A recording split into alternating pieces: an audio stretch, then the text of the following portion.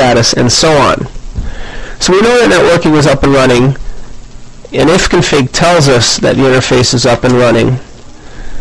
But how do we go about making changes to the interface? Supposing we wanted to, let's say, add another IP address or 2 or 3, or even just make general changes. Well, there are multiple tools. For example, system config network, and depending on the option or the version that you'd like, so we'll just indicate asterisk, we'll launch a GUI or text-based application which allows you to make changes to your networking interfaces. So network interface configuration. With that said, let's launch one of the tools on our local system by executing system config network. We'll tab it out, and there you see multiple options. We've got network, network GUI, text user interface, and a command line utility. The command line utility by default enumerates all the directives that are set on all of your interfaces. So here we see ETH0's hardware address, its type, its net mask, its IP, and various settings. We see a list of hosts, DNS information, ascertained from etcresolve.conf, and basically the runtime environment of networking on this system. You may also set directives using the command version of the utility. Now how about just plain system config network? This utility brings up a GUI environment like what we're seeing here that has been within the Red Hat environment for a long time. It's a very simple utility.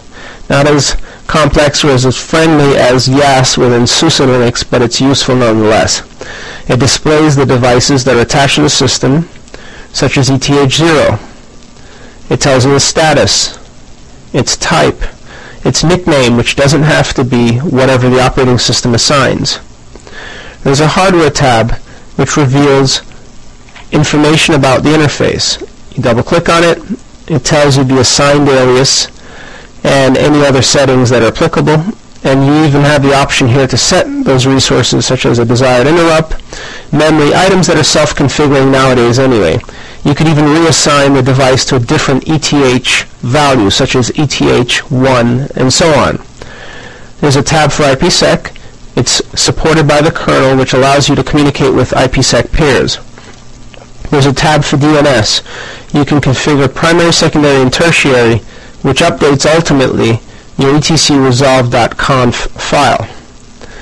Hosts updates your etc hosts file with entries that are useful for communications. Here we see one for localhost, another one for the fully qualified domain name of the local system, and one from our Debian studies. So this interface, this network configuration interface, allows you the flexibility of updating multiple text files that are used by the networking environment, by the network startup scripts.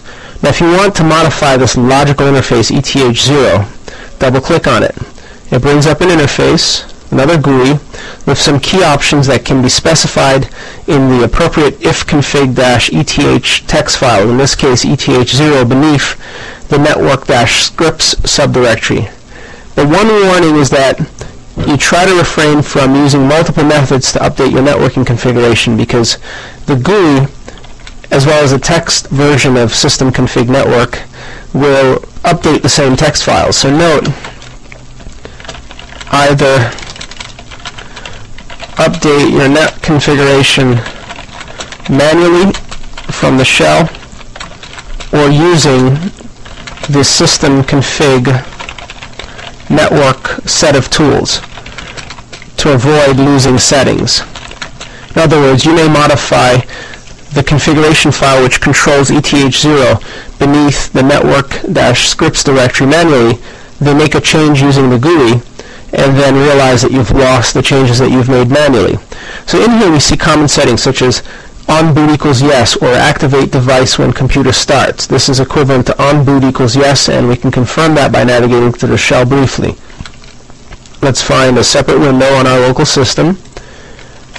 And this is on the remote system, so we'll just exit the shell, then navigate to etc sysconfig network-scripts, and we'll just cat the contents of ifconfig-eth0, where you'll find that the device's name is ETH0, and the on boot is set to yes. On boot is set to yes is equivalent to activate device when computer starts.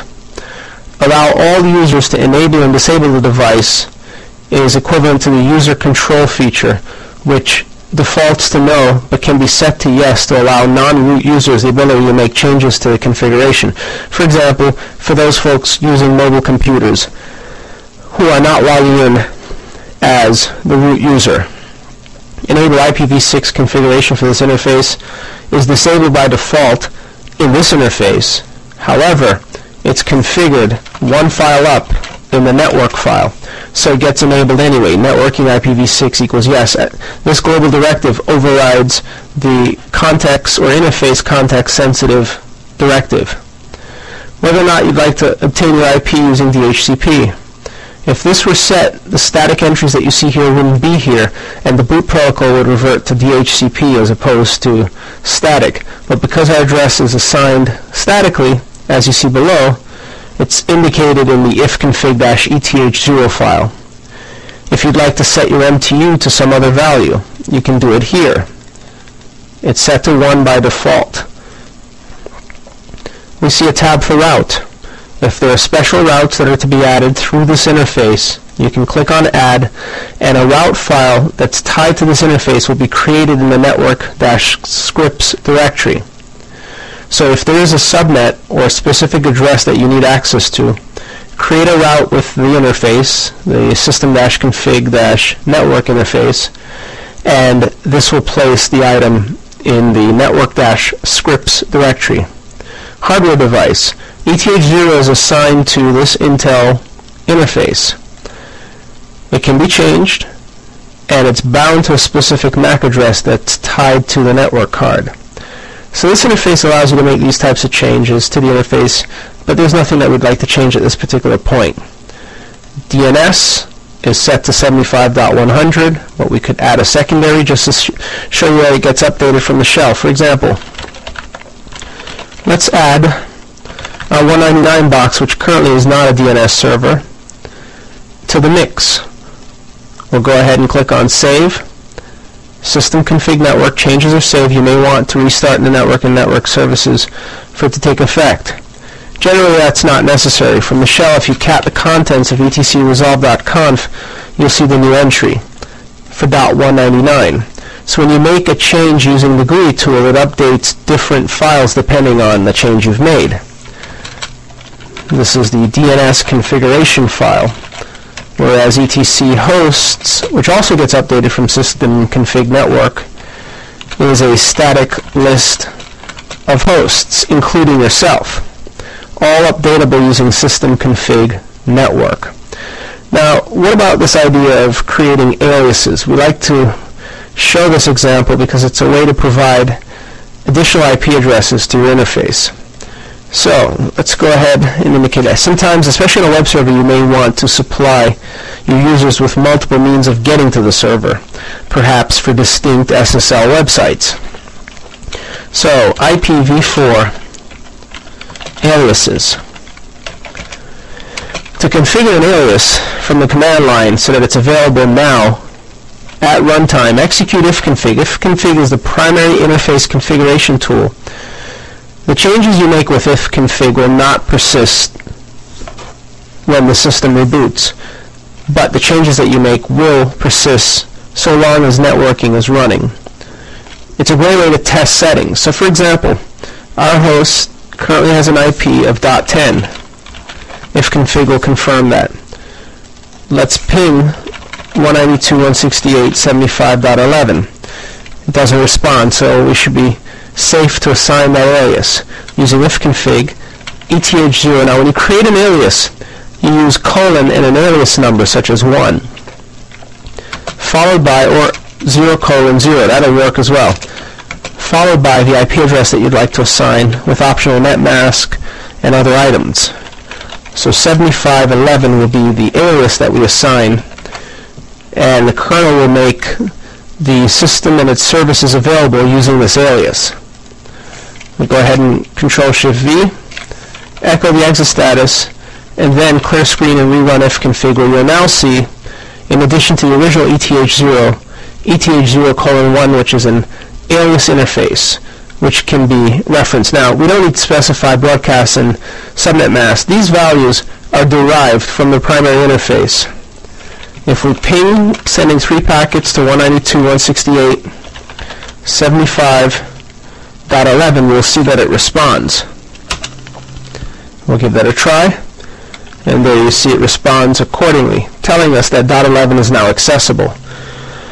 How about trying this from a remote system, such as Linux CBT Serve 4, which currently has one IP address configured, .199.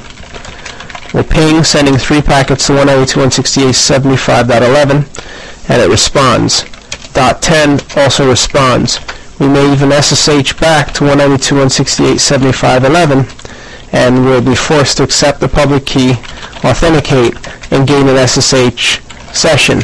If you recall earlier when we mentioned using netstat, any service such as SSH, which is bound to all IP addresses, in this case bound to IPv4 and 6 indicated by the colons, then it will pick up the service that is on all IP addresses, including new aliases. So ifconfig serves as a tool for manipulating your interfaces. ifconfig-a dumps all possible interfaces, and ifconfig-help dumps all possible options. You can add aliases as you see fit. The aliases may also be based on a totally different subnet.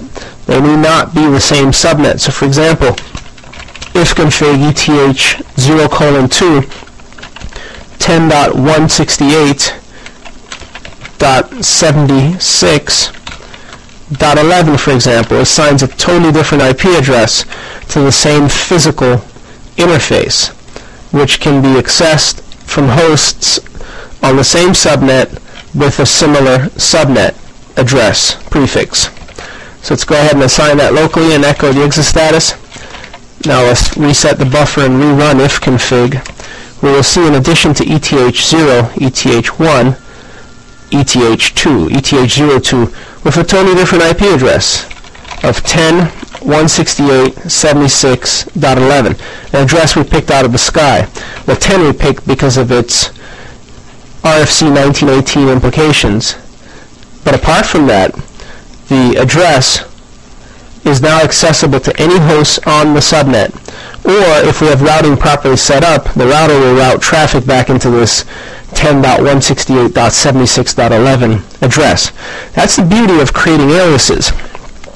Now, insofar as making aliases stick, in the etc networking scripts or network scripts directory beneath sysconfig, you'll need an item, an entry, such as the ifconfig ETH0. So for example, copy ifconfig ETH0 to ifconfig ETH0:1, and then modify the changes, or modify the file to reflect the changes that we've made. So if cfg ETH0:1, it needs to be escaped, and then just change this from what it currently is, .10 to .11. Everything else remains the same. Now when you restart networking, ETH0:1 will be brought up, but ETH02 will not be brought up. So let's just ensure that we list that note to ensure that aliases persist. Do the following. Copy etc sysconfig network-scripts ifconfig-eth02, the same directory, ifconfig ETH0:1, the name of the interface. Then 2, modify ifconfig ETH0:1 to reflect aliased IP address. Another note, aliases do not work with DHCP interfaces for obvious reasons. When you define an alias, you know exactly what IP addresses you intend to assign to that Ethernet interface. So keep that in mind. So that's a little bit about how interfaces are brought up in the environment. Again, in the network-script